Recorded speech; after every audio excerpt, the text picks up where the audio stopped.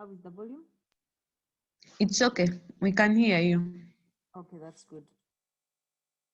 So I'm going to start again with the task analysis. Hopefully we will be able to go through this in 2 hours. And then I'll let you go. I don't remember where we had gotten to last week on task analysis. So we'll just start afresh and go through it all. Yeah, so what is task analysis? Like I explained last time, task analysis is a bit different from goal-oriented analysis because the focus is really figuring out how people do tasks, and it also focuses a lot on the external behavior, what someone actually does, what is observable, as opposed to things like GOMS where the focus, yes, you see what they do externally, but then you also figure out what they're thinking, their mental state, or the cognitive aspects of what they're doing. So I have a brief definition, a definition here, which is task analysis is the process of analyzing the way people perform their jobs, essentially. So the things they do, the things they act on, and the things they need to know.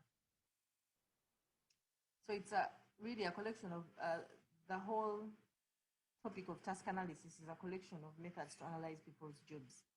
And the focus is really on what they do, what things they work with, and what they must know.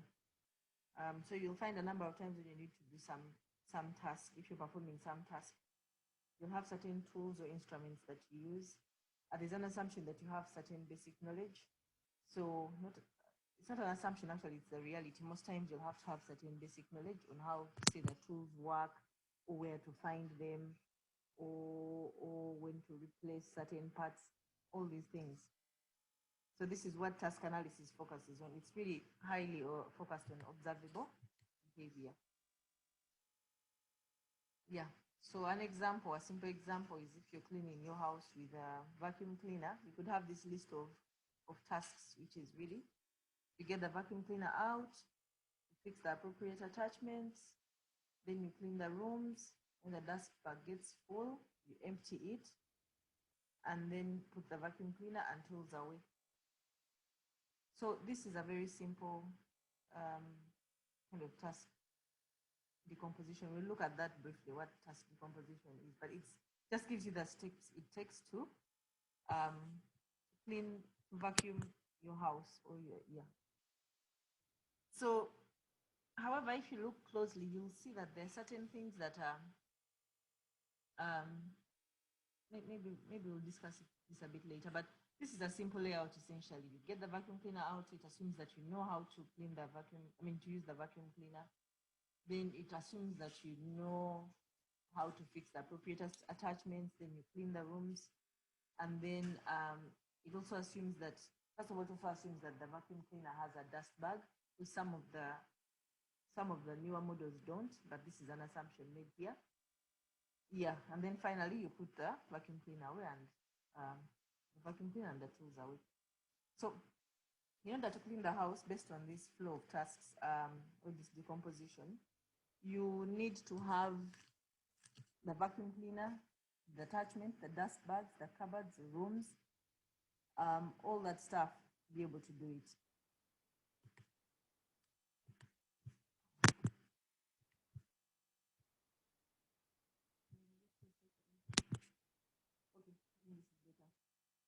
So for this lecture, we shall consider 3 approaches to task analysis. The first one is task decomposition, which is what I alluded to earlier. So this one looks at the way the task is split into subtasks and the order in which they are performed. That's its focus. Then there are what are called knowledge-based techniques, and these essentially, they look at what users need to know about the objects and the actions involved in a task, and then also how that knowledge is organized. The third one is going to be entity or object-based analysis. This is a bit like object-oriented design, except this time it's focused on tasks and how they are done, and how they're implemented. So it's an object-based approach where the emphasis is on identifying the actors, objects, the relationships between them, and the actions they perform. We'll look at examples of each as we go along.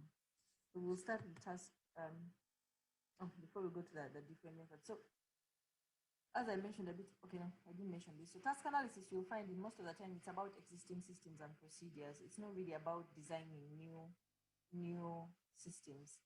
No, it's usually documenting something that is that exists already. And one of the main tools is really observation. So you say you have a new phone.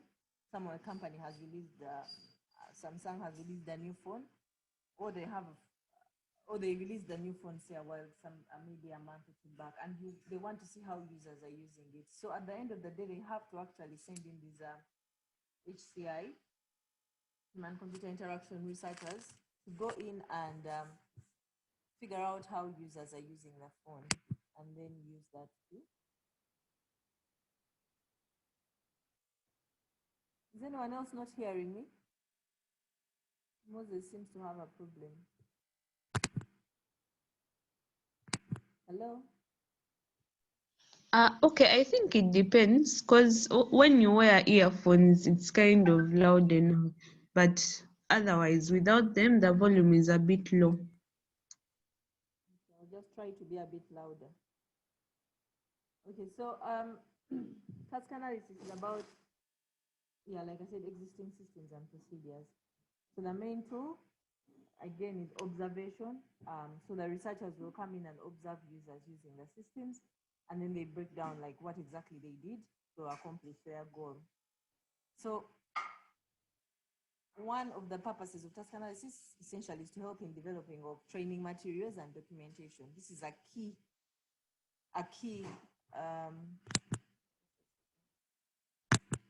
it's a key goal of our task analysis, and we'll look at it. Okay, so for this purpose, analysis of existing systems is sufficient because you usually develop a training manual for something that already exists, or training materials.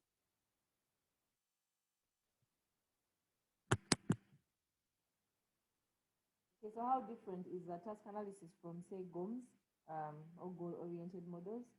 I alluded to this, that goal-oriented models focus a lot on cognitive processes, which task analysis doesn't. The same person. Yeah, and because task analysis is more about observing, it's external, it's what is the person doing. So you'll find if you're looking at task analysis and you're looking at someone, say, photocopying a document or a book, with task analysis, you're going to start right from where they got the book from, and then putting it in the photocopier, and then actually doing the photocopying. With GOMS, you wouldn't include the stuff about going and getting the book, because it's really about more the focus on the cognitive aspects of accomplishing the goal. So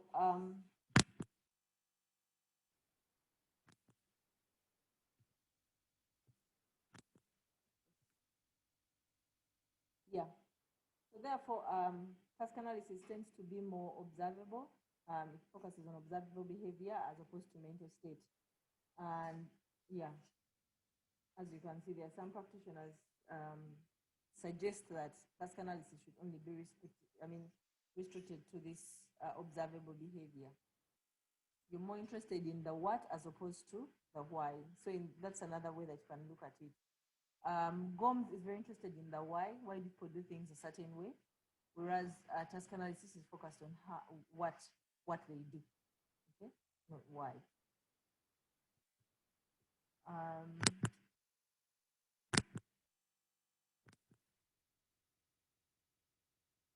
Yeah, and this is just a small note. So sometimes task analysis will produce quite low-level task decomposition. So this is where you're going to point a mouse here or double-click and that kind of thing, which is very similar to what goal-oriented analysis did. However, with task analysis, this usually tends to be and it's really focused on how the person is doing the task. We will not include, for instance, the M part, the cognitive aspect. And so So for instance, for an interface designer, you're designing the user interface, you might want to go to the very details of click, open, click file on the menu, and then click open, and then select document, that kind of thing, because you're looking at interface design. But for other kinds of tasks, you may not go that low in terms of decomposition, and we'll look at some examples. So for some particular tasks, you may end up going low level to clicking and pointing and all this stuff, but this is not always the case, unlike with things like GOMS, where you always have to go to that level. Okay, so with goal-oriented models, GOMS, for instance, you'll see that this is the central feature in all those things, because we, at the end of the day, want to figure out how long it takes to do something one way, and why another way is probably easier for the user. So you always go down to that level, that low level. But with task analysis, this is not a requirement. But for specific types of task analysis, you may be forced to do it, like the example I've given you for an interface designer. Do you have any?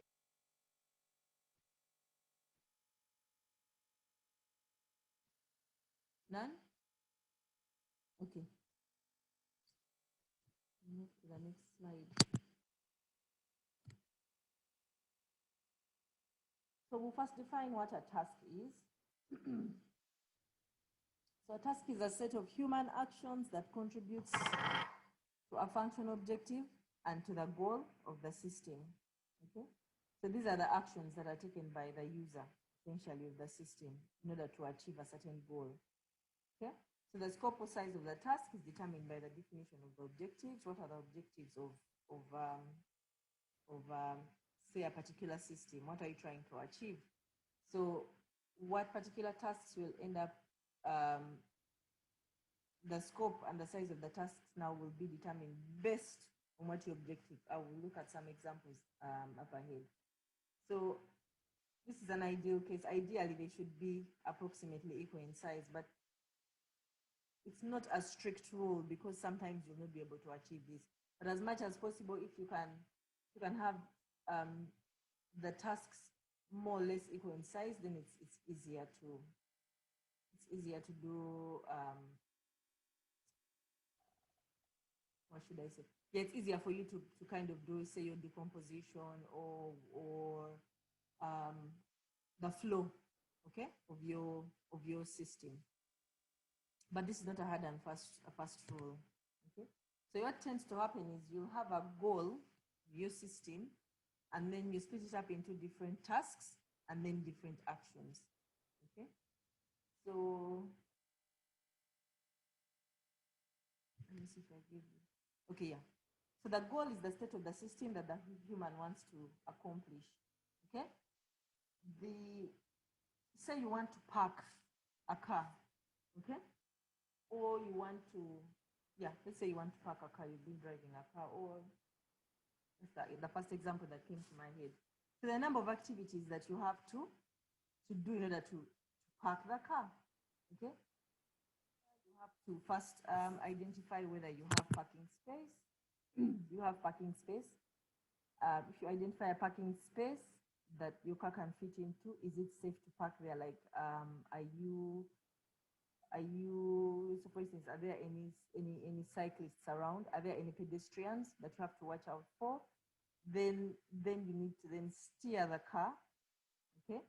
And then make sure that you have parked well in the parking space, and then you have to do things to the system. You have to then brake and engage your handbrake and then switch off the engine, all these things. So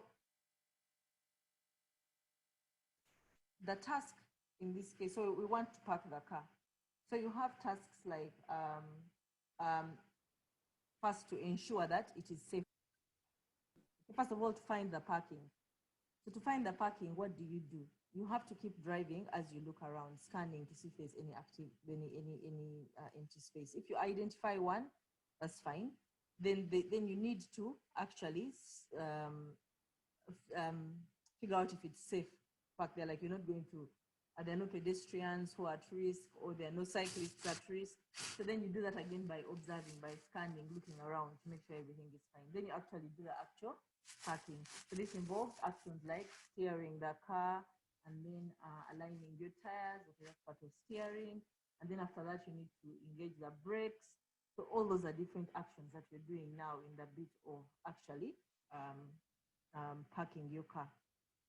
So this is the process. So you have a goal, then you have different tasks to ensure you achieve that goal, and then you have actions to complete each task. Any questions? None? Okay. So then we'll go into one of the approaches to task analysis. The first one we'll look at is what is called task decomposition. So its major aims, here listed here, is to describe the actions people do, then to structure them within the tasks and subtask hierarchy. We'll see examples, and then describe the order of the subtasks. And this is referred to as plans. So the most common variant is what is referred to as,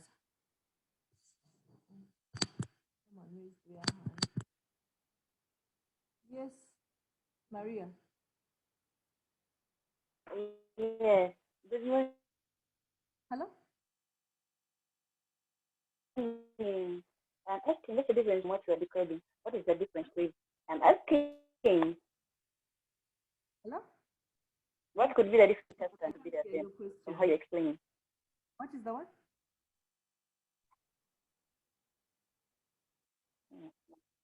The difference between task and action. Okay, like I said, when you when you're going to park a car, okay? You want to park your car.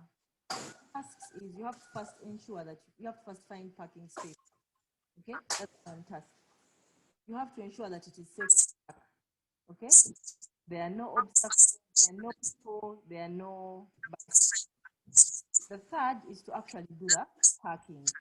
So in the first one, which was finding parking space, the action is actually to look around, to scan. You actually drive that, try to identify a parking space. That's an action. Okay. With security, safety. Yes. You have to, when you've identified the spot, you have to actually look around and make sure that there are no pedestrians, there are no obstacles, there are no cyclists. There's no one that you're going to as you park your car. Hello? Now the third one, which I said is the actual parking. There are a number of actions with that one. Yes, yes. Thank you. Hello?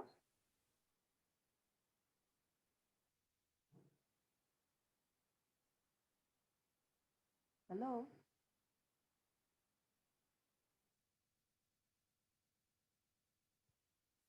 I can't hear you anymore.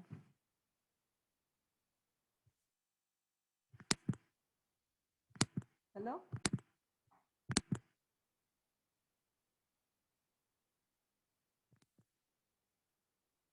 Sorry, I can't hear you, but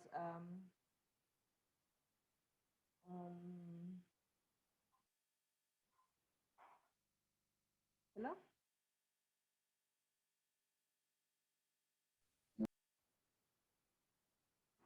Okay, maybe let's think about another example. Let's think if you had to, your goal is to cook some potatoes. Okay. The first thing you're going to have to do is you have some tasks. So there's going to be, say, preparation. Okay. Which is going to involve things like you get the pans out, you need to make sure that your stove is there, you need to peel the potatoes. Those are different actions which are just preparation. You haven't yet started cooking. Then there'll be the task of actually cooking. Okay, you need to get you've prepared everything, you've cut the onions, you have the oil, now this is actual pouring in the turning on the stove, pouring in the oil, frying, and all this stuff. These are now different actions for the cooking. I don't know if that helps. Unfortunately, Gloria is not, I don't know if she. Review. Review. Hello? Gloria, now we are talking about. Hello?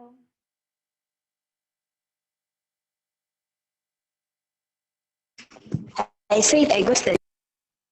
Thank you very much. Okay. Now you can mute. Oh, I will mute you. Okay. So I hope it's clear to other people as well. So anyway, I was saying task decomposition. So the most common variant is hierarchical task analysis. So in this one, and we'll look at it on the next slide. So the outputs of HTA is a hierarchy of tasks and subtasks, and also plans describing in what order and under what conditions subtasks are performed. Okay, so this is an example of a textual, because you'll see that there's two. There's one which is diagrammatic, and then there's this one which is where you use just essentially use text.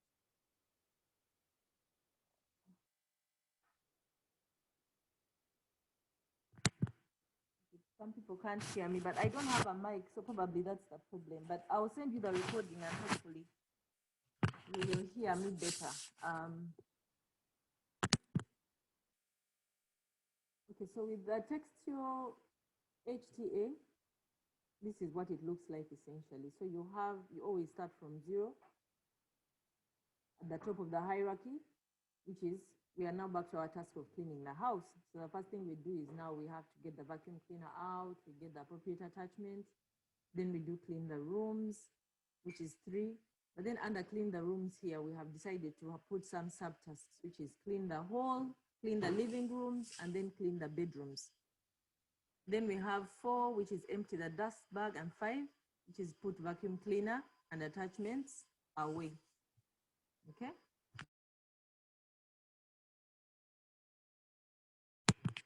Hello?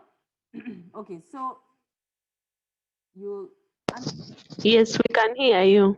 Okay, so the first one, unlike the first one where we just had clean the rooms, you could decide to put in all the rooms that you have. So this is one way. So these are the subtasks, right? And then we go down to the plans, okay? So plan 0 is, you do 1, 2, 3, 5 in that order, which is essentially get the vacuum cleaner out, get the appropriate attachment, clean the rooms, and then put the vacuum cleaner attachments away in that order. And when the dust bag gets full, then you do 4, which is empty the dust bag. And this is essentially based on, if you use this vacuum cleaner, you don't change the dust bag every day. You might take weeks or months, depending on how dusty or dirty your house is, okay? So based on that, then the order is actually 1, 2, 5 most times, but if it's full, then you do 4. Plan 3, which is now cleaning the rooms, could be something like, do any of them. You can start with the hall. Hall in American English is actually corridor, what we call corridor. So you could start with your hall, or you could clean the living rooms, or you could do them in whatever order. Essentially, that's the plan. Do it in whatever order you want. It doesn't matter. Okay? So you can have this kind of plan, and we'll look at the different types of plans later. Or you could have one where you clearly state that do A, B, C, D in this order, the way plan 0 is. Okay, so essentially this is what a textual HTA description looks like. So the indentation, as you'll see here, it denotes subtasks. So everything is a subtask of task 0, which is essentially that should be our goal. So which is that to clean the house. Okay. So all these are subtasks of it. And then if you see 3.1, 3.2, 3.3 are subtasks of clean the rooms. Yeah, and also they use indentation and numbering. So you'll notice that the indentations in this case for 3, you have 3.1, 3.2 again, just to emphasize that it is a subtask of task 3. Interestingly, in this particular notation, the first one is 0, but we do not denote the others as 0.1, 0.2. In fact, we just continue with 1, 2, 3, 4, 5. But this is just a style that was chosen for this. So 0 will always be at the top for this particular style, and then you start with 1, 2, 3. And then for each of these ones, if you need to add a subtask, then you start the numbering. So if you wanted to add a subtask for task 2, then you'd put something like 2.1, 2.2, 2.3, and that. Okay, so that the plans are labeled by the task to which they correspond. I think that is kind of self-explanatory. And then the plan also refers to the way to perform the tasks. So there are no plans for subtask 1, 2, 3, and 4 because, I mean, they're not decomposed. So for get vacuum cleaner, that's all it is. There's no subtask under it. We don't have 1.1, so you don't need a plan. The plans are necessary for the different subtasks. That's why we have only plan 0 and plan 3. Yeah. So with the textual HTA, or most of these are task analysis, you'll notice that sometimes not all tasks need to be performed. And this is a good example was the empty the dust bag. You will not empty the dust bag all the time. So that's why you have that exception that if you put an if statement, if full, then empty. However, if you remember our very first task, decomposition, it had 1, 2, 3, 4, 5. It did not have any if statement, but that is not an accurate depiction of the system. So sometimes you learn these things with experience. You'll first go through maybe the time you observed a user, they actually emptied the vacuum cleaner and you know better. So when you go and you start looking at your flow, then you realize that, oh, actually this needs to change. So that's what restructuring is all about. It's really looking at, based on either experience or expertise in the area, then you realize that, okay, this only happens once every month or once a year. For instance, things like servicing, you'll find you will service after a certain number of miles for a car. Or for phones, you'll have updates a certain after a certain period. It's not going to happen every day, but for some phones, I guess you might update every month, every 2 months, depending on what's happening with the manufacturer. So this is the kind of thing. So yeah, this sort of restructuring is helps you to find an appropriate and meaningful hierarchy, and is part of the process of HTA. So it's a bit of an iterative process. You come up with an initial hierarchy, and based on information you get from either observing more users or talking to experts, then you keep refining it. Yeah. So again, looking at plan 3, where we had clean the hallway, clean whatever, and we said, okay, all of them, do them in any particular order. You realize that for particular tasks, say the cleaning is actually substituted for vanishing. You have to vanish the floors as part of, and not just cleaning. Then you may find that you have to make a decision where the whole has to be done after the other rooms. The whole, like I said, is what we call a corridor in Uganda. So if you're vanishing, usually once you vanish a place, you don't want to step on it after you have vanished it. So because of that, and you see that you'll have to step in the corridor every time you get out of a room. Okay. So then you may have to adjust your flow and say, okay, do all the other rooms, and once you're done with them, then do the hall or the corridor last. Okay. Then also, you may also run into a situation where you realize that certain rooms, some people, it depends on some homes, as either the children grow up or stuff, you'll find that they use less and less rooms in the house. People have big houses. Or you find that people who as people get older, say you're in a household, you have, say, kids at the university, or kids are working. Just imagine this home, say the parents are like 60 years old and their children like 30s, in their 30s or whatever, or early 20s. You'll find that maybe they're not dirtying the rooms as much as maybe when they were younger. So you may find that the hallway, for instance, this case, which is shared, which is used by everyone, maybe gets dirtier than the rooms. Okay. So in that case, you might then update your plan to say, okay, do 3.1 every day, okay? Then 3.2 once a week, which is the bedrooms. And then when visitors are due, do 3.3, okay. This plan is for someone whom we shall assume that they are not very clean people. So they only clean the living room when they are getting visitors. But yeah, So this could be a plan for a particular context, okay? And you may find that depending on what particular either company you're looking at or whatever industry you're looking at, you may find that for the same task, you come up with different hierarchies. That is normal, okay? Because it focuses on what the users are actually doing there. You may not come up with the same hierarchy. So this is a different plan. Instead of saying do everything in whatever order you want, you might actually then have something like this. Do 3.1 first every day, then 3. Because everyone uses it every day. You might actually say 3.1 is the toilet. Say clean the toilet every day because people use it. Disgusting. It's dirty. You need to clean it. And then you say, okay, then do clean the corridor once every week. And then I don't know what you clean. Maybe the storage once a month. Okay. So in generating the hierarchy, I think I alluded to the fact that it's an iterative process. So you'll start with some task, like in this example, it was house cleaning. You then ask the users what subtask must be accomplished in order to perform the main task. And then again, to find these answers, you could either look at observation, where you come and look at the users doing the stuff. You could get an expert opinion. You could look at documentation if they have any sort of document, and so on. So the different sources of information, these are the most common.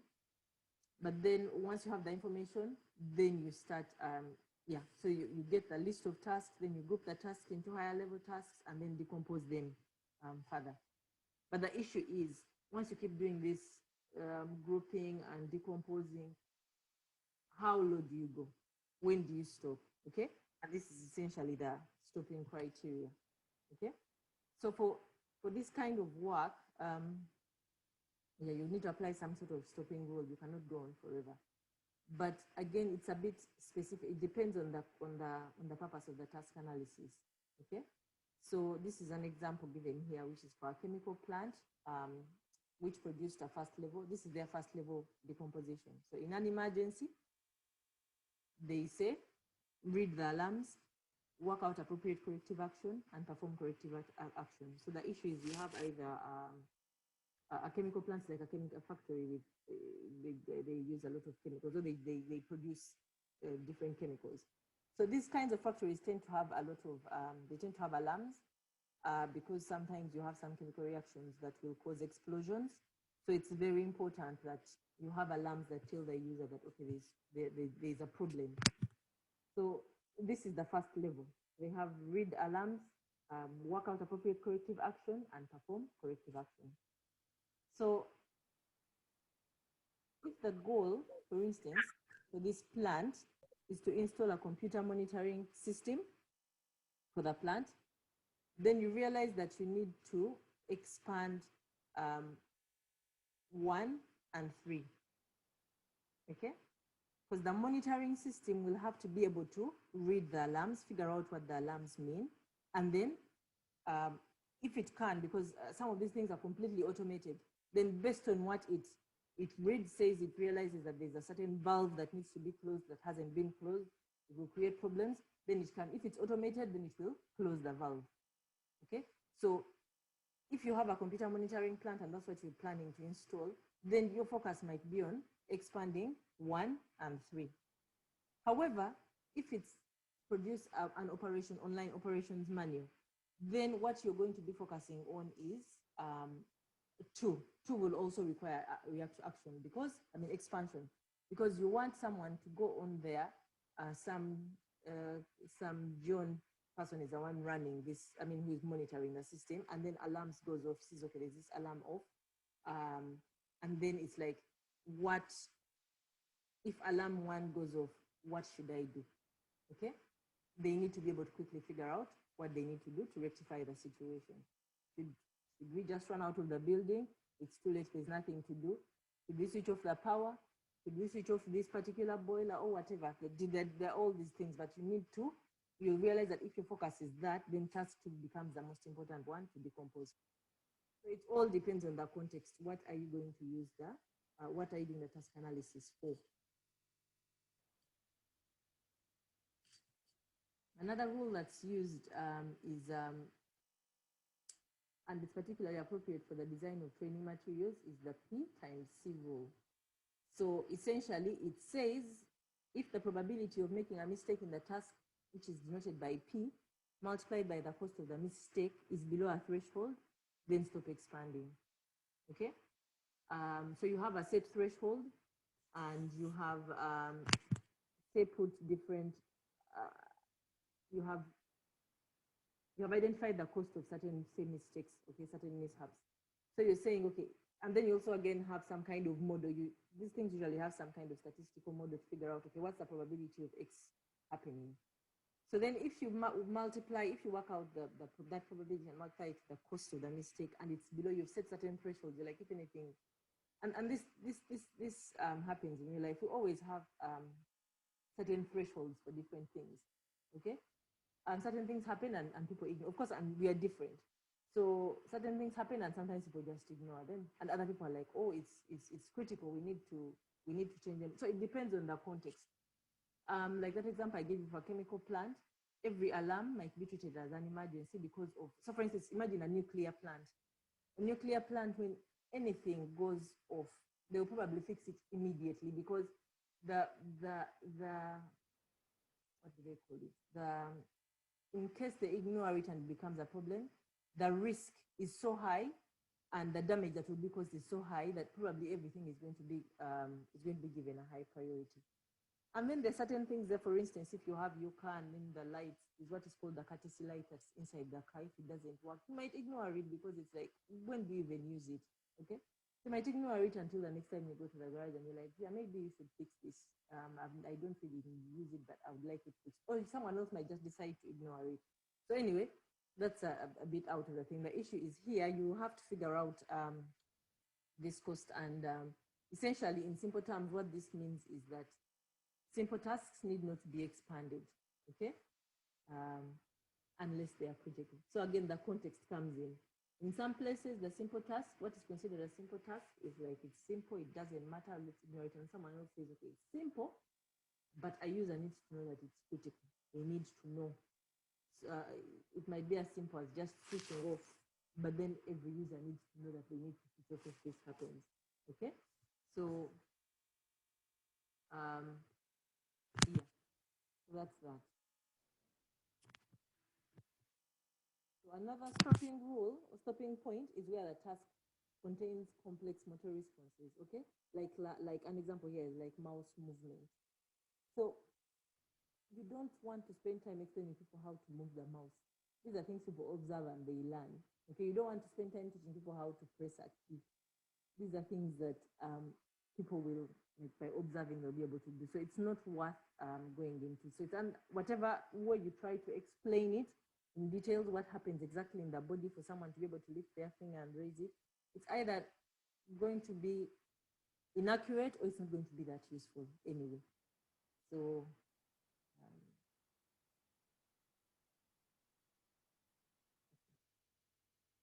yeah, so that's another stopping rule. Yeah. Then yet again, another stopping point is where the tasks involve internal decision making. Like I said at the beginning, task analysis is mainly focused on the external observable behavior. So usually this is a point, if something is going into the cognitive domain, it's like, okay, yeah, we are really exceeding where we need to go, we are going to stop here. However, there's always a however. There are cases, outliers. For instance, if you're building a decision support system, which is really supposed to help someone to determine what to do in case, if this happens, do this, if this happens, do this, then you may go, you may include this kind of decision making, internal decision making. Having said that, some HCI practitioners believe that task analysis shouldn't be used for such. But yet again, other people think it's appropriate. So that's the only exception, the exception to the rule. But ideally, once something starts to involve internal decision making, then you shouldn't decompose it any further. You should just stop there. Okay. If you have any questions, please raise your hand in the chat. I'll be able to see it and stop, and then you can ask. Okay. So kind of also to this bit is really to show you how challenging this this whole business of task analysis is. Okay, you may ask a user what they are doing, and for the same action, different users. If I ask 5 people in the HCI class, what are you doing now? They're doing the same thing, which is essentially they're typing. I mean, they're trying to make, say, a word bold. Someone might say, I'm typing Control B.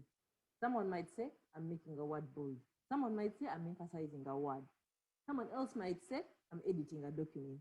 Another one might say, I'm writing a letter. Another one might say, I'm preparing a legal case. Okay? All these people are talking about the same thing. So as the analyst, you have to then be able to extract and figure out that these guys are talking about the same thing. And in some cases, of course, for instance, context matters, but in some cases you might want to go down to making a word bold as opposed to editing a document. If you want, for your particular application, you want to go down to you want to figure out what else is happening in between in the process of, say, editing a document. Part of it might be making text bold, but part of it might be deleting documents, part of it might be typing, and you might want to capture all this stuff. But yet again, for certain analysis, all you want is someone to say, edit a document, and it's sufficient for that particular system. So just keep in mind that sometimes the answers you get, you may have to decipher. Okay.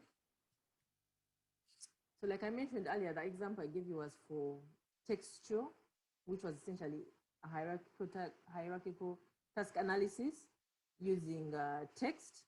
Now this is diagrammatic, where you capture it's the same information, but now you're using a diagram. So you'll see that this one is about making tea. So 0 is make a cup of tea. That's our goal. Okay. Plan 0 is, so you have under 0 you have 1, 2, 3, 4, 5, and 6. So plan 0 is do 1. At the same time, if the pot is full, do 2, which is empty the pot. Then 3 to 4, which is put leaves in the pot, pour in boiling water. After 4 or 5 minutes, then do 5. Okay.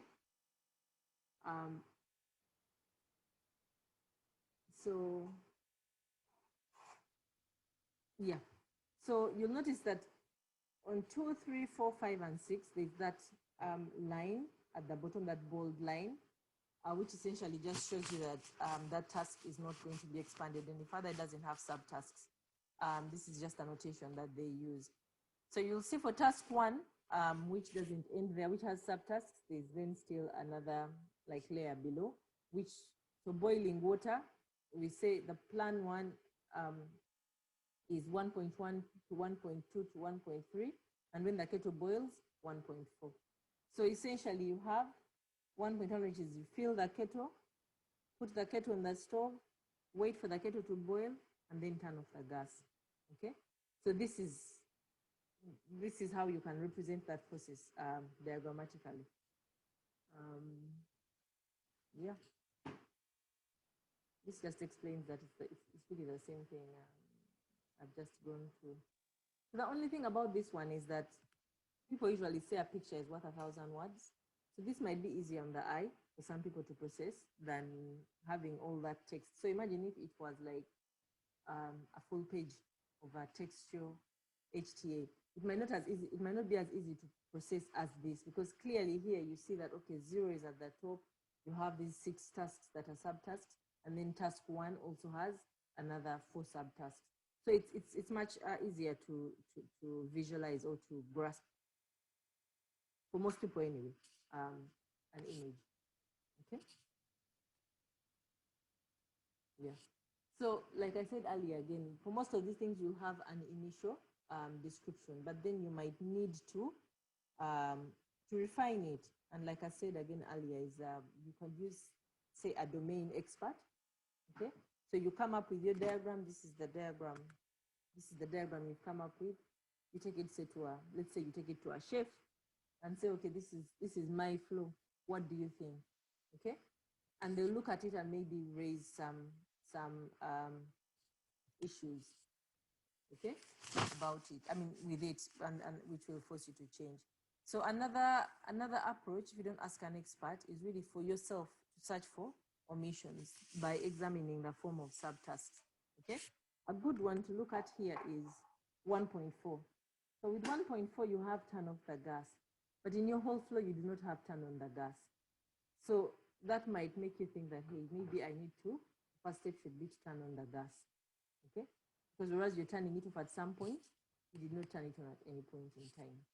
Then you may want to restructure something. So for instance, 3 and 4 might be replaced by make pot, which is like putting the tea leaves and then pouring the boiling water. So you might want to you might realize that it's redundant to have two actions. So maybe you're better off just combining these two and make it just make pot. Another thing is, but okay, the first one was paired actions. I didn't give it a name, but that whole business of you saying turn off, but you did not say turn on. So that just shows you paired actions. Like someone saying switch off the light, but they did not say switch on the light in the first place, or turn off the engine, but they did not turn on the engine in the first place. So some of these things will quickly show you that, okay, if I have on here, I should have an off somewhere. Or if I have an off somewhere, I should have an on before. Restructuring is that says deciding to combine tasks, if it makes more sense. Then there is balance. So for instance, you might think after using make pot, then you might think that for someone reading it, pour a tea might be simpler than making a pot. These are decisions that you have to make. And then generalizing.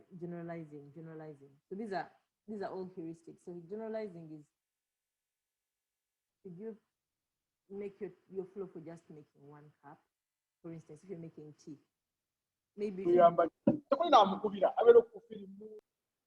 someone's mic is on anyway. So you might think that maybe I could generalize it by saying making 1 cup or more. So to cater for the fact that since we made a pot, it maybe has like 5 cups.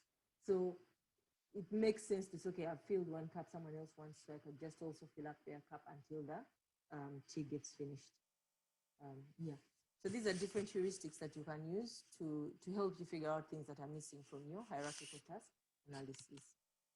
Okay, so based on that, we could refine our earlier hierarchical task analysis, the diagrammatic one. Now we are using texture to see. Make a cup of tea, boil water, empty pot, make pot, wait 4 or 5 minutes, and then pour tea. So the updated plan is do 1 at the same time if the pot is full, do 2, then 3 to 4, and finally after 45 minutes, do 5. Okay. So yeah, this is our refined description. Okay, so in this one, you might be tempted to combine 2 and 3. Okay, thinking that, okay, if I'm going to, part of making the pot is to ensure that the pot is empty, so I might as well put emptying the pot with making the pot. However, the distinction made here and why they are going to be kept separate is, for instance, as you boil water in the kettle, you might empty the pot. In this case, we're talking about a teapot. So you might empty the teapot. Whereas there's no way that you're going to make the teapot, make the tea when the water hasn't yet boiled. Okay? So, and sometimes actually, you don't even have to empty the pot if it doesn't have anything in it. So empty pot and make pot in this particular example are kept separate because of that. Okay. And the other thing is the weight node belongs at the top as the pouring of the tea depends on it. Okay. So this weighting, okay, usually when you make, people who are very particular about their tea, people who make good tea, usually once you pour in the water, you let the tea, I think they say it's bruise. So you have to give it some time. You don't just pour in and drink the way I do it. People who are good, I think, tea takers, they put in the tea bag and then they let it brew for some 4 to 5 minutes according to this, and then they can start serving it, and people people will enjoy their tea. So you need to have that weight, because if you don't, then you'll not be able to pour the tea. You'll not be able to make a good cup of tea. So the pouring of the tea is also decomposed into 3 parts. We can decompose it. Like after we look at it, you're like, okay, we could do this more. So we could say, put milk in the cup. So you'll find that many people actually in the West, they don't make milk tea the way we make it in Uganda. They don't just get milk and put in water and then they boil it. No. What most people do is that they'll boil the water, and then afterwards they'll pour in some milk. Some of them it's so little. This is what they in the UK they call it English tea. Okay, and that's why you find that many a time in restaurants in Uganda they say African tea, because this business of getting milk and boiling it and then putting in a little water, that is not done anywhere else. So that's why you see this reference to putting milk in the cup. They've put in the milk and then fill the cup with tea and then add sugar to taste. Those are the 3.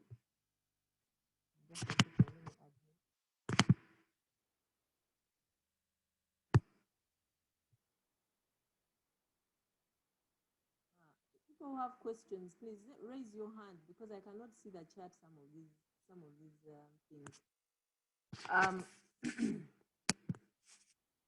Someone is asking me what is to make the pot.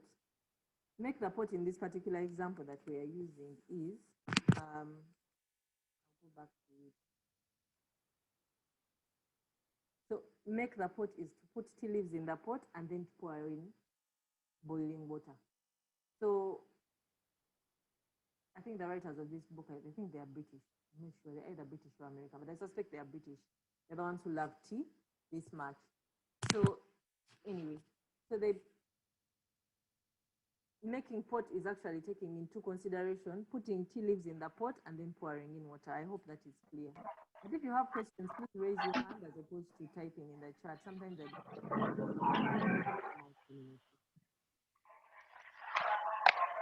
What was I talking about?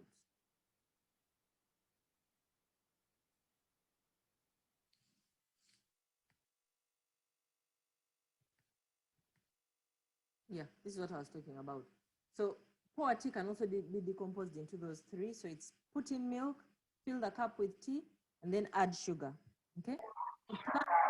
So go from 5.1 to 5.2, which is put milk in the cup, fill the cup with tea, and if desired, add sugar to taste.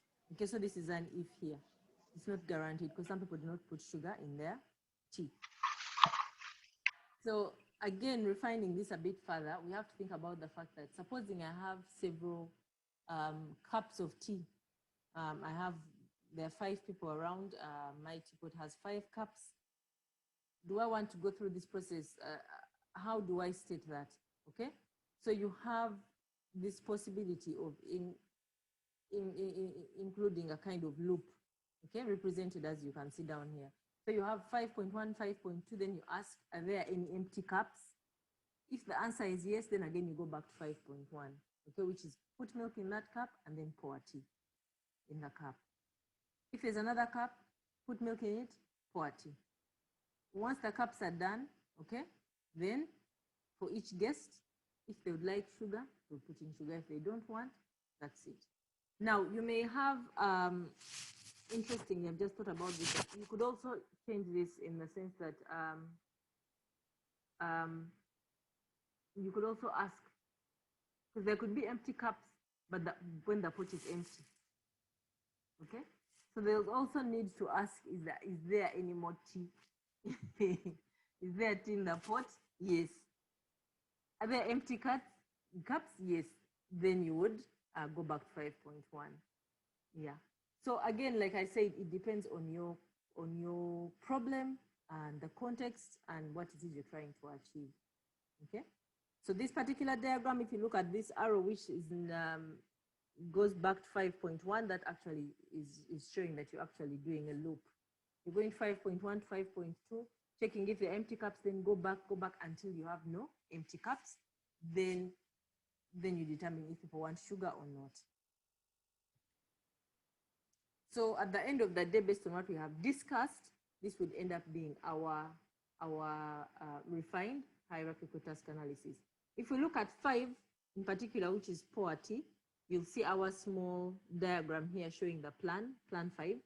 And then you'll see with 5.3, 5.3 also has a subtask, which is ask the guest about sugar, okay? And then adding the sugar to taste. So you don't just add the sugar. You actually have to first ask. And I think for the other ones, they are also quite clear. So after refining, this is what we would get for this particular case as an example. So based on those examples we have looked at on hierarchical task analysis, you should notice that there are what? Are they 6? 7 different types of plans, okay? So we have the fixed sequence, which just says that do 1.1, then 1.2, then 1.3. Then we have the one that is optional, which is if the pot is full, okay? Or if there are empty cups, okay? That one is an optional task. Then we have wait for events, okay? Where we say when the kettle boils, then do this. Then we have cycles. Cycles is the one that we just looked at. You have 5.1, 5.2, and then while they're empty, then recite, like go through it again until there are no empty cups. So that's what is referred to as cycles. We have time sharing, which is do one at the same time do.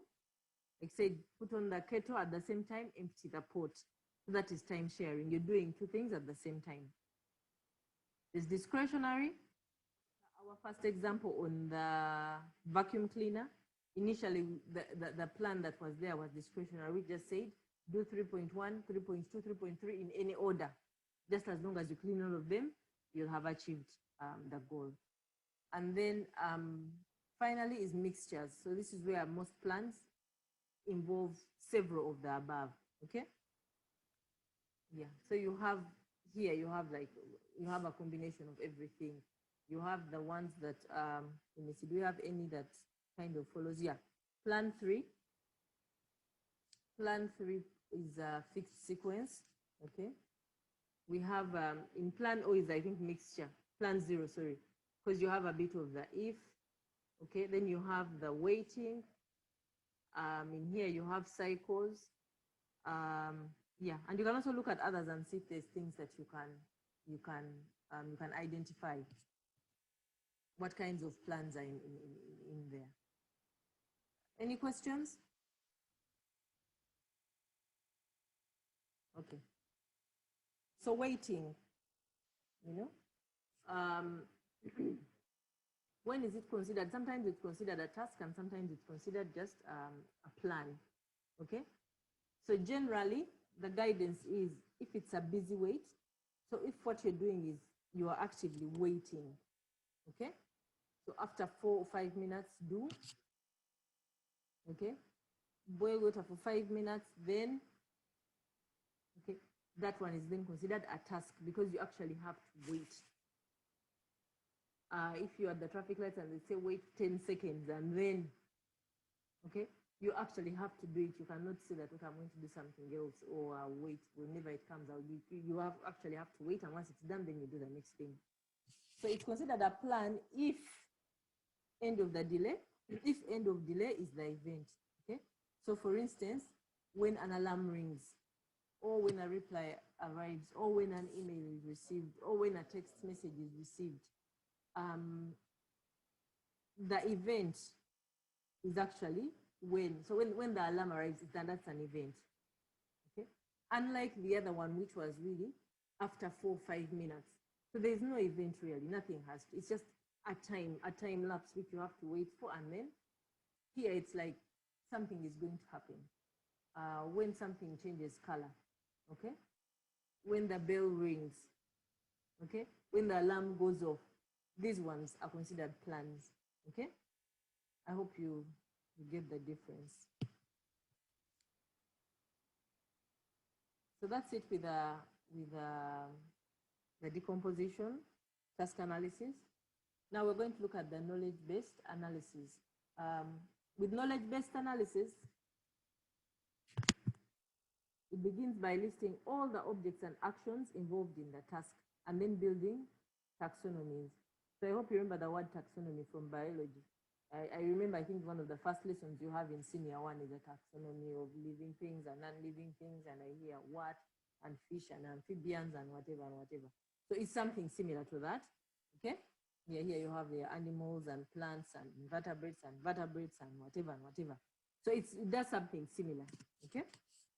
So this example has to do with a car and different motor car controls, okay? So this is the taxonomy they chose. So they look at the different controls and they say steering, part of steering is the steering wheel and indicators. Engine or speed, there's direct, which is the ignition, which turns on the engine. There's accelerator, increasing the speed. Then there's a foot brake, which stops the car. There's gearing, that is changing the gears. You have the clutch and the gear stick. Then there is lights. Here you have external lights like the headlights, hazard lights, internal, which are like the courtesy light, that light that is usually that is switched on at night if you want to see something in the car, inside the car. Then you have for wash or wiping, you have wipers. In this case, they show you front wipers and rear wipers, then washers, which are front washers and rear washers.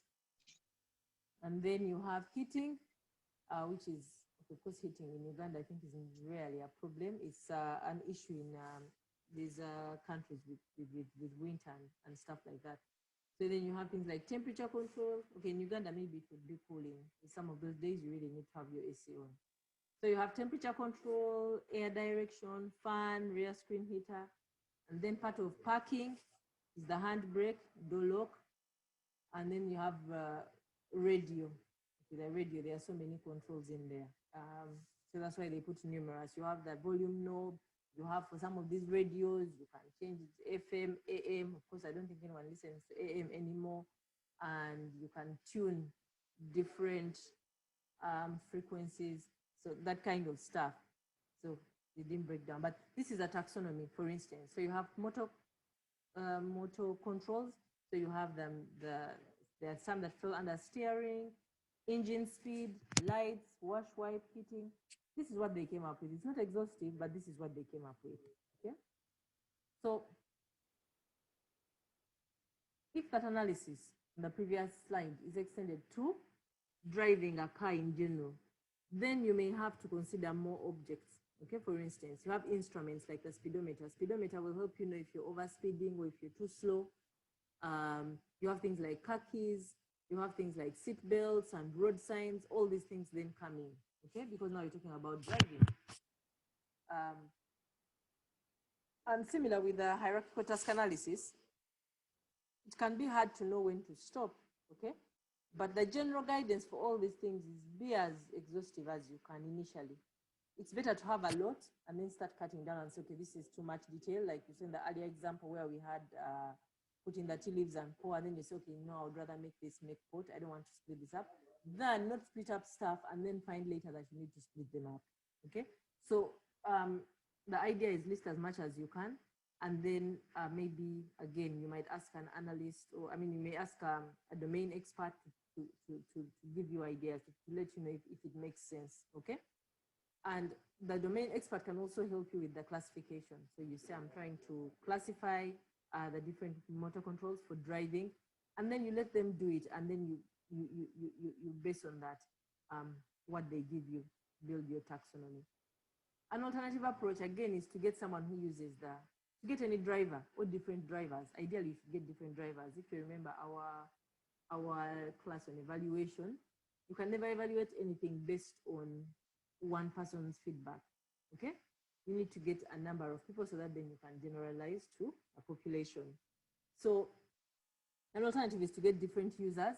You give them cards with all these different controls, okay? And then you tell them, I want you to put these things in different piles, okay? Based on how you use them, what you think works with what when you're driving, and they'll come up with something. One approach is to just take that. Another approach is to tell them, okay, thank you for this. I want you to reorganize them using another. Can you think of another way to organize them? And you let the user show you, and then you ask them to explain why they organize them different. That helps you then to learn more about your system and how they, okay? and why they make certain, okay, you don't even want to know why they make some choices. You just want to know what choices they make. Okay, sometimes that, like we said, the why isn't that important, it's the what. Okay, so this helps you. And then you also, yes, they would also name, they would file them and maybe name the piles. Then you can do the taxonomy of this. Okay, so different uses of task analysis result in different taxonomies, which is same as also with hierarchical task analysis. So from a driver's viewpoint, for instance, the accelerator and the brake perform related functions, okay? Yet mechanically, they are not connected. They are different systems mechanically.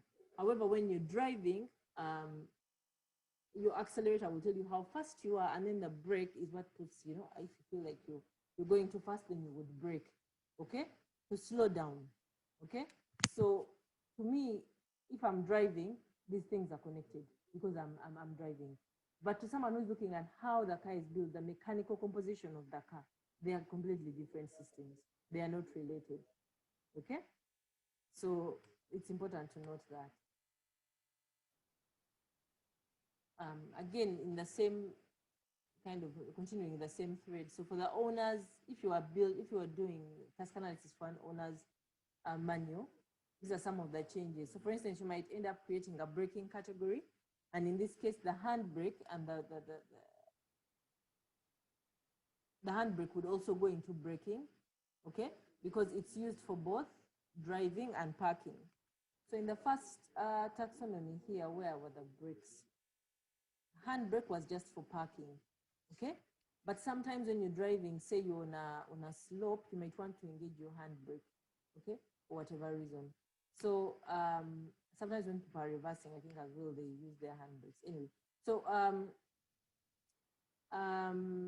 what was I saying?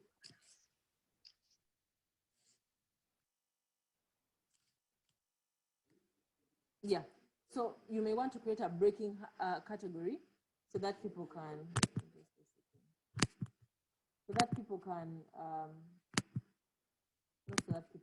you want to create a braking category because you realize that handbrakes can be used for both driving and parking, not only parking. Then you can add the foot brake as well to the braking category, okay? And yeah, so by doing this, you know, it suggests, you could also suggest a new superordinate classification so that the classification of controls might change if you're looking at it as an owner's manual, okay? So you might have things, again, you might have steering, but then you might introduce things like speed, brakes, lighting. And in this case, if you're looking at controls for driving, like you may have a class like what should I say, classification, which is controls for driving. So in there, you'll have things like steering, speed, brakes, and lighting. And for things like lighting, for example, this other light that is inside the car would not be included under this controls for driving because you'd never need that light for driving. It's really for, you want to see things in the car or whatever, okay? Yeah, so this would separate, yeah, the courtesy lamps. The courtesy lamps is that internal lamp from the external lighting. So by looking at things that, whatever you're trying to solve, for if it's an owner's manual, it might help you to separate certain things, which if you are looking at it mechanically, you'd say, okay, all lighting includes external lights and also internal ones. And you might also, yeah, for instance, with braking, again, you might decide to say, okay, I'm going to focus on things like brake lights because the braking lights only come on when you don't put on the braking lights. They come on once you hit your brakes, the braking lights come on. So braking lights might again be separated from things like the headlamps, the fog lights, because those ones you actually make a decision to turn them on. Brake lights, you don't turn them on; they turn on automatically once the brake is depressed.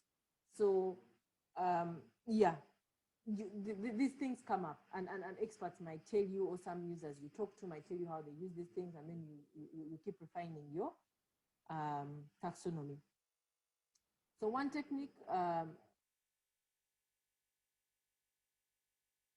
One technique, this is called task analysis for knowledge description, and it is in short it is TAKD. Uses a special form of taxonomy called task descriptive hierarchy. So task descriptive hierarchy is what we are going to look at next. Okay, the task description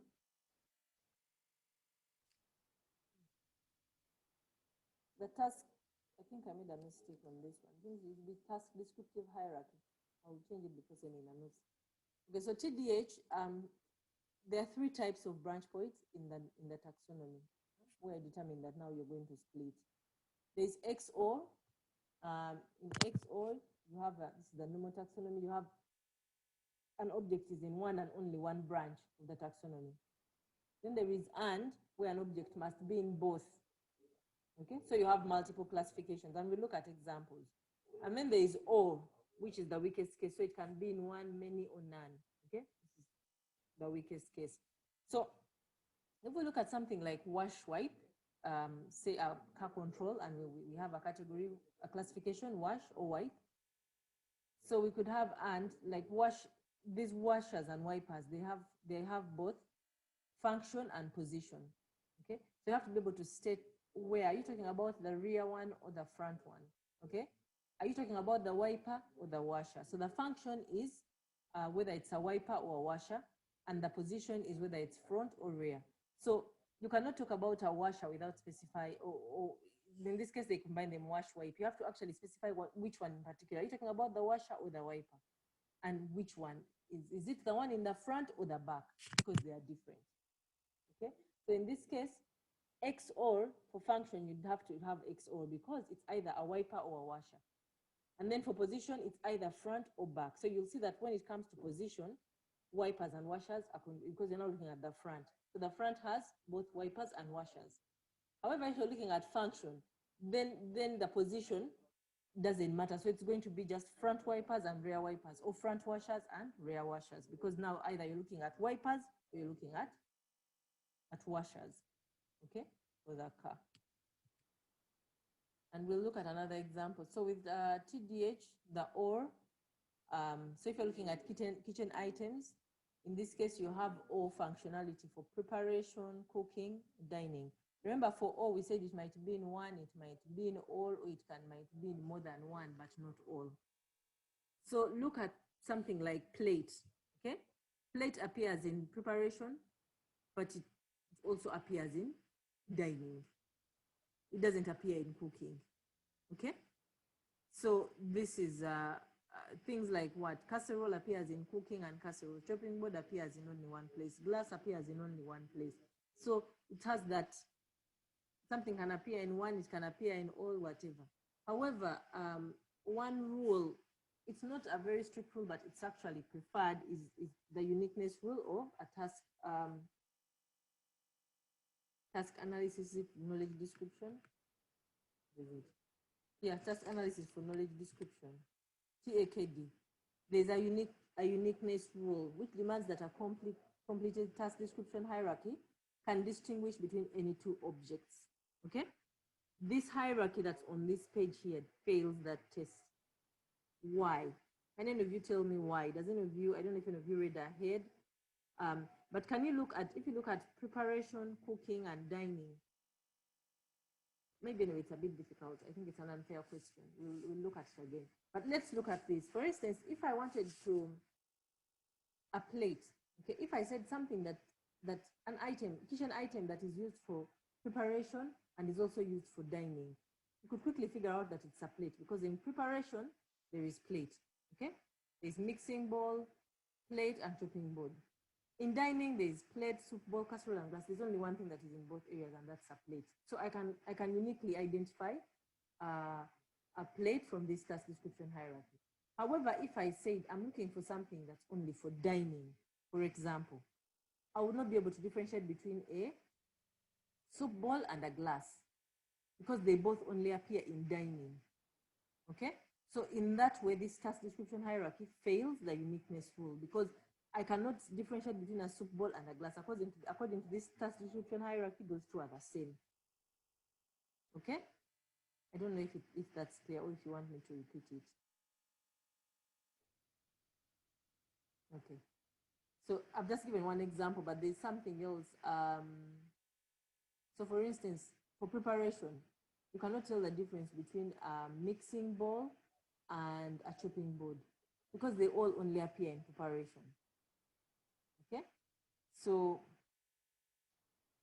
maybe you can also identify something for cooking, which you cannot determine. So one way to solve that, this is a larger task description hierarchy example, is for the function. So here we had preparation, cooking, and dining. So here we have now preparation, cooking, and dining, but under dining, we add for food and for drink.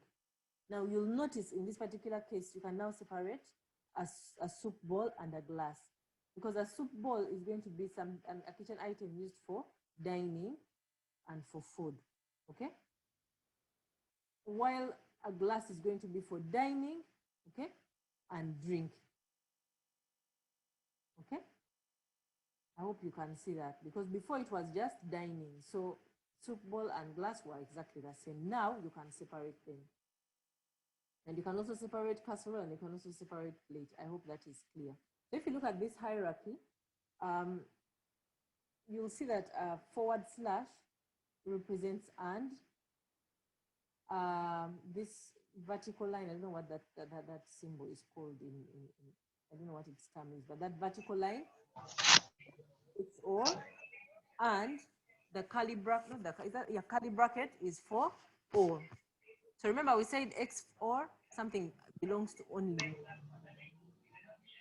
okay? Or it can belong to any, or one, or one or more, essentially. It can belong to one or more. And it has to belong to both. So in this kitchen items, they have to have a shape and they have to have a function, okay? So for shape, you can either be dished or flat. So you notice that under shape, it has XOR. So none of these is appearing in both dished and flat. No. Everything that is in dish is just in dish, and everything that is in flat is in flat. That's what the XOR significance is, okay? Then when you come to function or, you will see that things are all over the place. The plate is in preparation, it's also in dining. So it appears all over the place, okay? So, but what the point is that I can describe to you what a plate is from this. I will say that it's something, a kitchen item, okay, that has a flat shape, okay, that is used in preparation, okay, can be used in preparation, and or in dining for food. So by looking at those, then you can see that, oh, okay, that has to be a plate. It's the one that ticks all those. Any questions?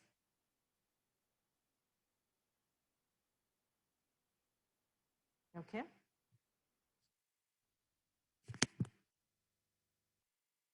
Yeah, so at this point with that newer, larger PDH example, each object can be represented by a unique part. The hierarchy, and thus in the hierarchy, and thus by a term in the knowledge representation grammar. So that is referred to as a knowledge representation grammar. This here at the bottom, you'll see kitchen item. So this is and, this is and, this is or, isn't it? Yes, or. We don't have XOR, I think. Have I mistaken it? Yes, we don't have XOR here. So we can see here that the kitchen item is a shape flat. It's a flat shape, and its function is for preparation and for dining, for food. We'll be able to figure out that it's a plate. Yeah, this just explains the symbols. Okay.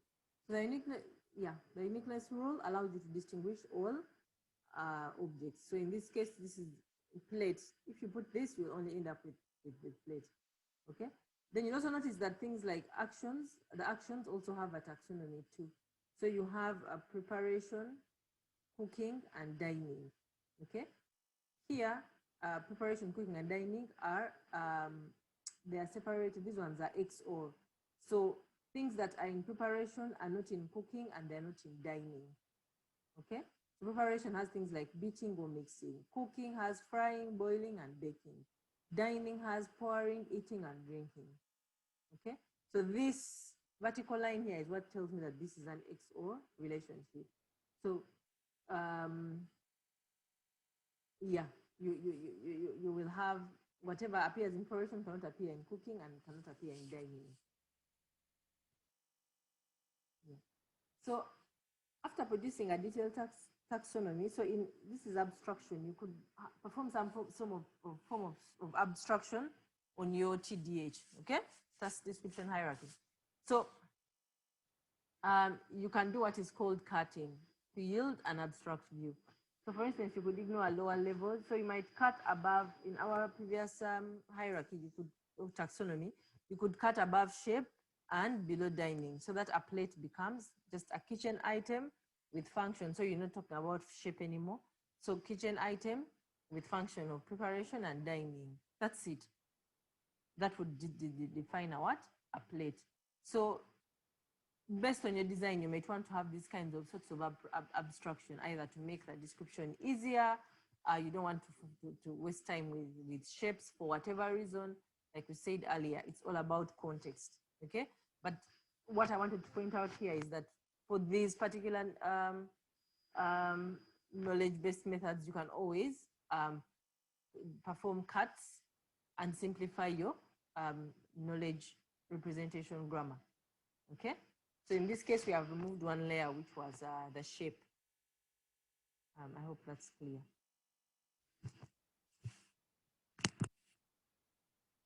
Okay, so that's it with the knowledge-based analysis. The last one we're looking at is the entity relationship technique. So this is the one that I told you is a bit like object-oriented programming, okay? But our focus here, again, unlike the previous two we have looked at here, it's focused out on getting the objects, their attributes, and then also mainly the relationship between the different objects. So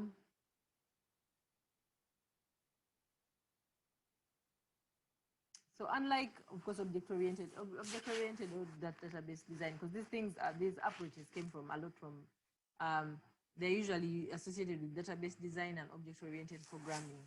So here, the entities chosen for analysis are those expected to be in a new computer system. You usually do this kind of detailed analysis when you're designing. It's part of usually designing a system, the design stage. Okay. However, here with task analysis, because like we said, we're not looking at new systems, we're looking at systems that exist. What we are interested in is a wide range of the non-computer entities, including physical objects, the actions performed on them, and the people who perform them. We want the whole range. Okay. And we'll look at an example quickly. Okay. So the focus here is on objects, actions, and their relationship. So it's a bit similar to knowledge-based approaches. However, here the emphasis is on relationships between actions and objects rather than the similarity between different objects. Knowledge-based approaches focus a lot on the similarities, and that's why they come up with a taxonomy, okay, at the end of the day.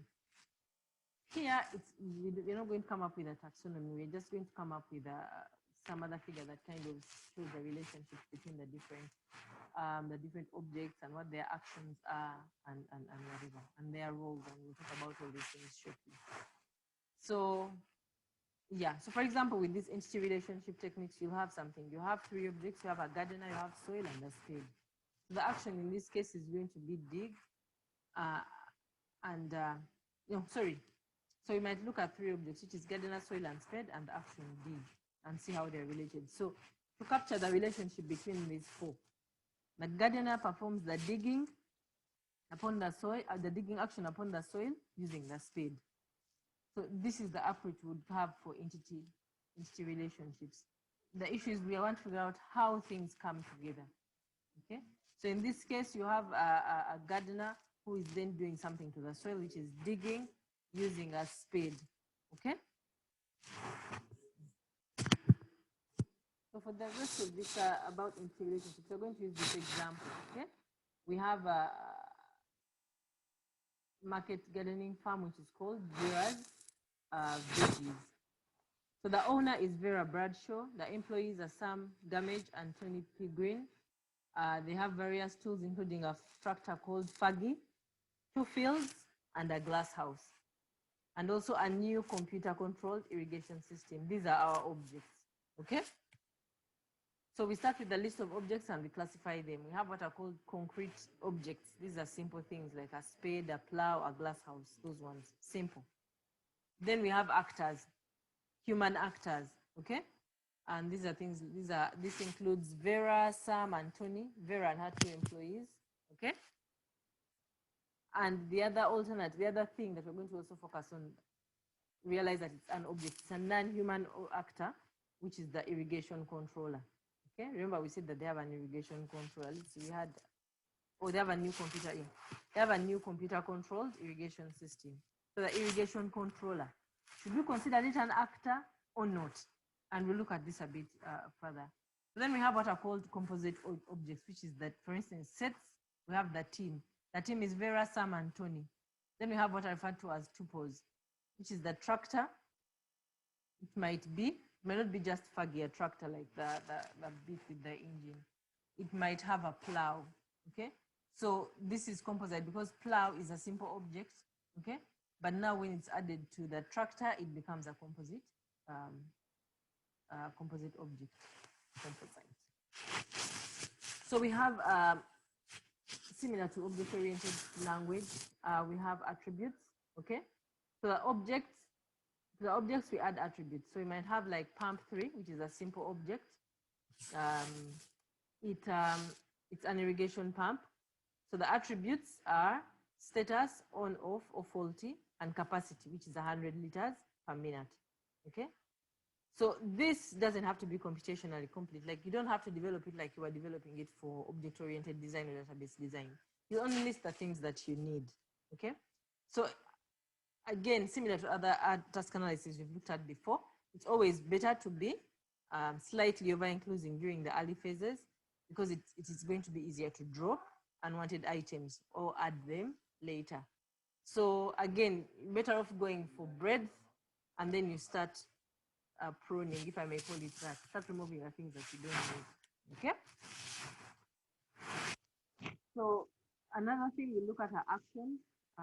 So you list the actions and associate with each. So an agent is the one who performs the actions. Patient is that which is changed by the action. Instrument is what is used to perform an action. For example, Sam, who is an agent in this example, planted the action, the leeks.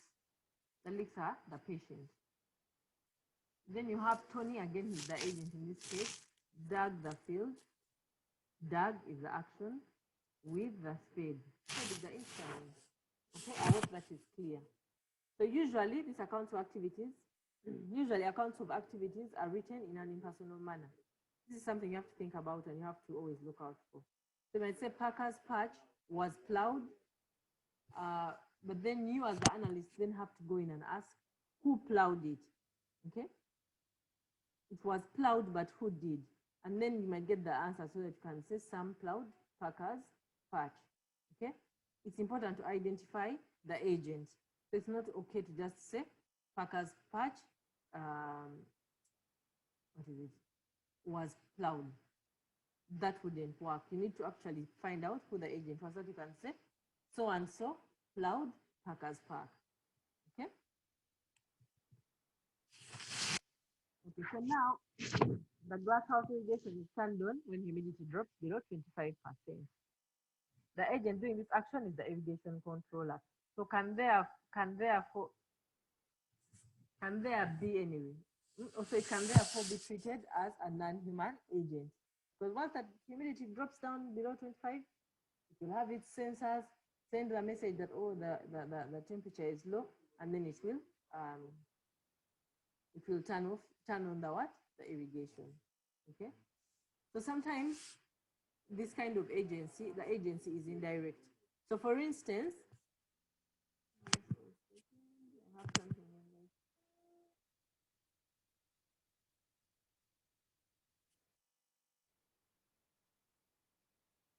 Someone is asking me if you'll be writing pseudocodes. No, these are not pseudocodes. And we will look at an example of this later. Just be a bit patient. Sorry about the audio. I will get a mic, I think, on this week, so maybe it will be better next week. Anyway, so sometimes agency is indirect. So for instance, Vera may program the irrigation controller to come on at midnight. So in such a case, someone would ask you, is it the controller turning on? Is the controller an agent turning on the water, or an instrument being used by Vera to turn on the water? Okay. So in such cases, judgment is needed. You have to make a judgment call. Are you going to treat the controller as an instrument, or are you going to treat it as an agent? Okay, depending on what you're designing. Some people might go with the latter, some may go with the former. But you should also consider that if Vera told Sam to go and dig the carrots, or to go and dig the sweet potatoes, or whatever it is that they are farming, you would never consider Sam as an instrument. Just keep that in mind, okay? That ideally, maybe you should also still treat the irrigation controller as an agent, because despite the fact that Vera programmed it, it shouldn't be it's not very different from when she actually sends Sam to do something. She's just giving him a message, the same way you'd give the controller a message. The difference is this message is now electronic. Okay, so we have what are referred to, again, now we're still in actions. We have what are called implicit agents, okay? So you have to read behind the word. So this is the case, like we said earlier, where I said someone maybe writes, you're an analyst, you're trying to figure out what the different objects are, and when you read something like the field was plowed, then you have to ask by whom, because you're interested in figuring out who did it, okay? And then you have what is a indirect agency. Just a second. So we have, sorry, excuse me. So we have indirect agency, okay? Indirect agency is what I've just been referring to, is that do you consider Vera as the agent, okay? Because she's the one who programmed the controller. The controller on its own would never figure out when to go on. It needs to be controlled. So would you consider Vera the real agent, like the indirect agent? Depends on your system and what the goals are. Then there's what are referred to as messages. So messages, again, are considered a special sort of action, okay? So Vera told Sam to, that's a message, but it's an action on Vera's part. And then we have roles, okay? So an agent acts in several roles. In this case, Vera is a good example. She's a worker. Sometimes she'll go into the field and work. And then she's also the manager, who is just really supposed to ensure that everyone is doing their stuff and things are moving as predicted.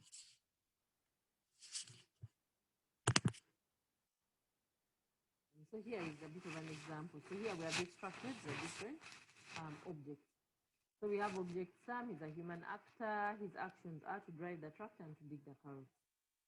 We have an object, glass house. It's just a glass house. It has an attribute or humidity. Humidity should be, somewhere between 0 and 100%. Then Vera, who is a human actor, also the proprietor, but her actions as a worker are to plant marrow seed and to program the irrigation controller. As a manager, she tells Sam to go and dig the carrots. We have object, the main, which is composite object, and it comprises of Sam and Tony. These guys have, as a team, they don't have any, I think, the main, they don't have like any tasks they do together because there are no attributes and there are no actions. Anyway, so we have the irrigation controller. In this case, it has been determined to be a non-human actor. And these actions are turn on pump 1, turn on pump 2, turn on pump 3. Then we have object marrow, which is another simple object, and its actions are germinate and grow. Okay? So this is how we might capture our objects, our attributes, and our actions. Okay, so what is an event? We have events as well. So events are when something happens, okay? One type of event is the performance of an action, which is like Sam dug the carrots. That's an event. Then we have spontaneous events, which you don't really do anything, but they happen. So one of them is like the marrow seed germinated, okay? It's a spontaneous thing, it just happens. I don't know if you have ever, I don't know if when you were younger, you were curious enough to watch a bean grow. Like you put it in there and then one day it's like there's nothing, and the next day you come out and just say it's germinating. So anyway, to capture such, these are spontaneous events. And then there are timed events where you say at midnight, the controller turns on. So the spontaneous event is if humidity falls below 25%, because again, you're not controlling it, things just happen. Then a timed event would be, instead of saying, okay, if humidity drops, you just say, okay, usually after midnight, temperatures are almost always below 25. I mean, they are all almost like 25% less. So then you make it by default that after this time, switch on. Okay? So these are different types of events.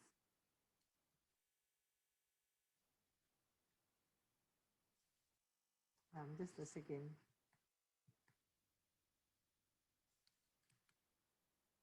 Oh, sorry. Okay, relationships. So we have what are referred to as object-to-object relationships, where you have, for instance, Sam is a subordinate to Vera because she's his manager. Then you have spatial ones where you say pump 3 is in the glass house. Okay, that's a spatial relationship, and it's from one object, a relationship between one object and another object. Then you have relationships between actions and objects. Okay, so you'll have the agent, and then you have the patient and the instrument. Okay, the agent usually you have to also state what objects they are working on, and then you have the patient and the instrument, again an action and an object relationship. Then you have actions and events, which are it could be temporal, and they're temporal and they're also causal. So one example is where you say Sam digs the carrots because Vera told him. The causal bit is because Vera told him. Okay, I mean the temporal bit is now the fact that he's actually digging the carrots. And then you have, finally, you have temporal relationships. Okay, these ones you can use like hierarchical task analysis, those kinds of dialogue notations. Okay, you show the task sequence. It's like normal HTA, and then you could also show the object life cycle, what states it goes through. Okay, the object. Maybe like the seed germinating and then coming up, and then you have to harvest it. So these are the 4 types of relationships. Again, sticking with relationships, you might have, so in order to grow marrows, I don't know what marrows are, they are some kind of vegetable, I think. Okay, let's say it's carrots. So in order to grow the carrots, Vera has to sow, okay, carrots, I don't think have seeds, okay. So Vera has to sow the marrow seed. The marrow germinates. Vera programs the controller. The controller waters the field. Marrow grows. Sam hoes. Tony harvests marrows. Okay? So the plan is 1, 2, 5, which is Vera sows the marrow seed. Marrow germinates. 5 is marrow grows. Okay? Then you say when crop is mature, 7, which is Tony harvests the marrows. When rainfall is low, 3 to 4. That is Vera programs the controller, and the controller waters the field. And finally, when weeds grow, 6, Sam hoes. Hope that is clear. So here we are, is an example of events and relations. Okay. So you have an event which is humidity drops below 2.25%, and EV2 is midnight. Okay. So for relations, objects, like you said earlier, there was pump 3 and glass house, or pump 1 and Parker's patch. Parker's patch, I think, is one of the fields. Yeah. And then relations, action, objects, you have patient, V3. You have to go back here. So V3 is tell Sam to dig the carrots.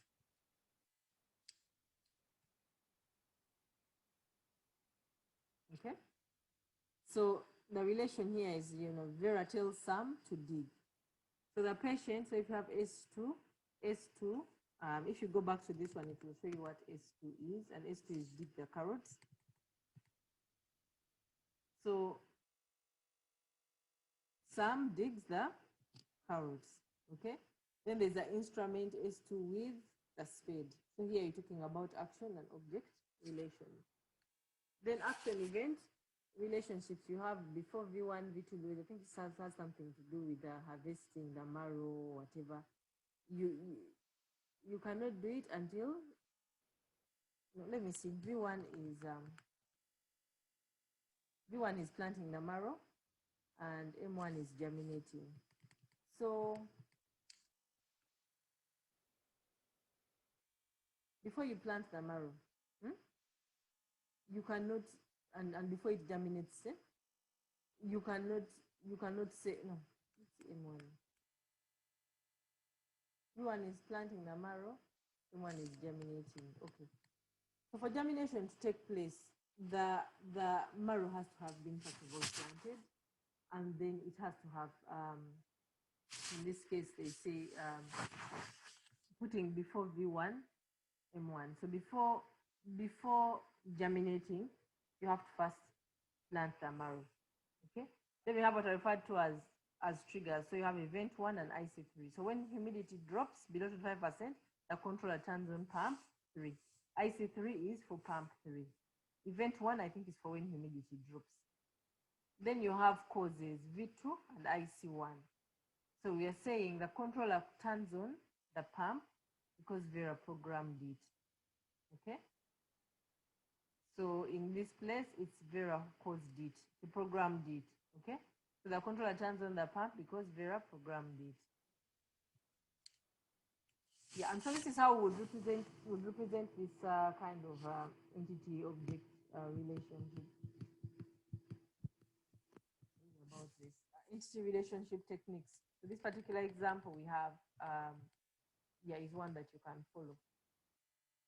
Okay, and this brings us to the end of the 3 task analysis that we wanted to talk about. So quickly, we'll go through the different sources of information. Where do you get the information? Okay, one of them is documentation. So for instance, manuals, but you have to notice that even as you use like manuals, they say what is supposed to happen. So they don't necessarily say what users do. So they are good for keywords and for prompting in interviews. So after having read the manual, then you might actually start asking the user, why do you do this? Oh, sorry, what do you do? And the user then will be able to give you this feedback. You might find that it's different from the manual, but you'll be able to get from both. Then we have observation. Observation might be formal or informal. Okay.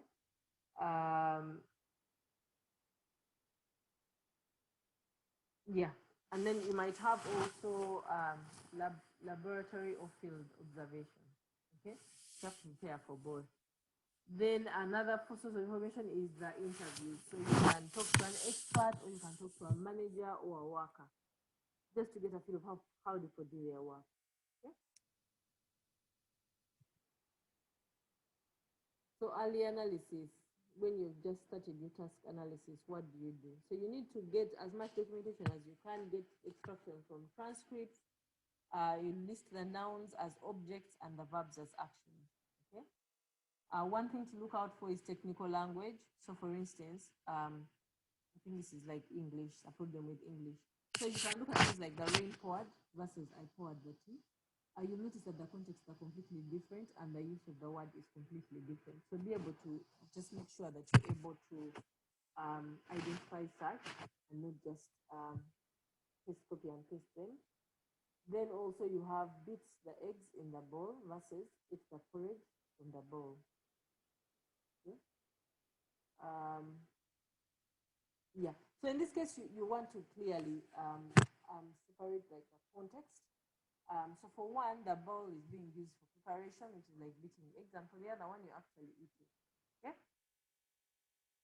So early analysis also requires you to do some sort of sorting and classification. And then also ranking objects and actions for task relevance.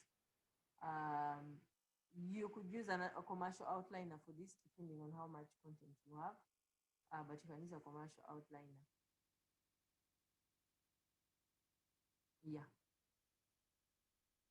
So again, here in sorting and classifying, it's like what I told you earlier, where you get cards and you put all these different items and then you pile them up. And each time you can try to get a different version, or you could ask someone to do it. But ask them to come up with a different way to file it, so that you can get a sense of how all the different users view the task. Yeah. Then it's an iterative process. Data sources and analysis can be costly, so try to use cheap sources when available.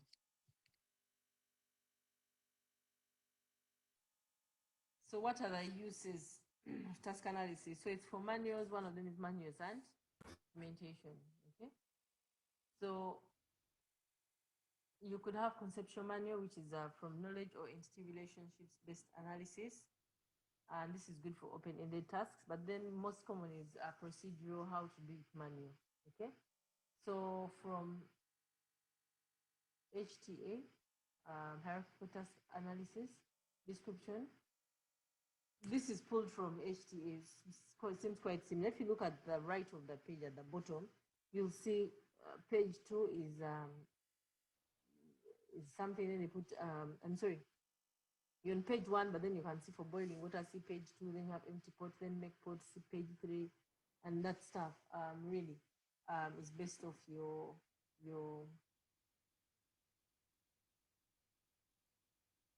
you kind of have the hierarchical task analysis, break up the stuff, and then use it to make this kind of how to do it manual. Okay, on page 3 you can see make pot of tea. It gives you again a list of things, which is warm the pot, put tea leaves in the pot, and then pour in boiling water. So another use is for requirements and design. Okay, so requirements capture and systems design, yeah, lifts focus from the system to use. Okay, so it also suggests candidates for automation, because based on what kind of hierarchy you come up with, you can see certain things that either very like, you know what, maybe we need to automate this. Okay, it's very easy to automate. So by looking at it as a kind of requirements and system, from a requirements and system design approach, yeah, you could do that. So it also uncovers the user's conceptual model. How do they see the system, you know, and how do they use it? You can also use it for detailed interface design. So the different taxonomies you saw in the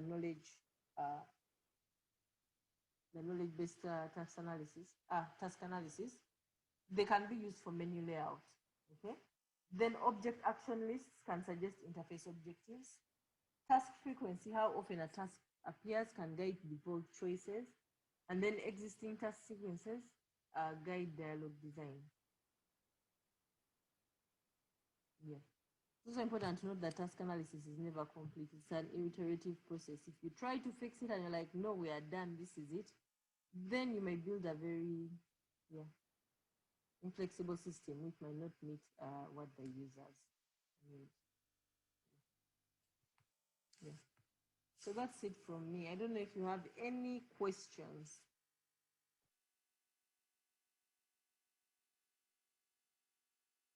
None?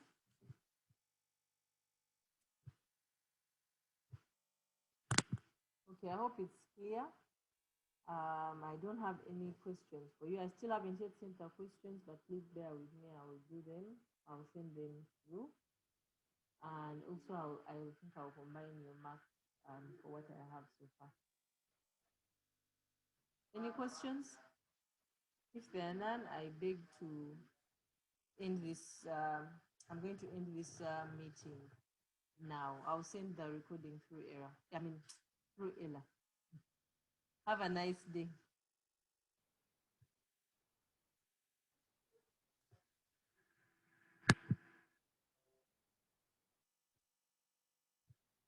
Thanks. You're welcome.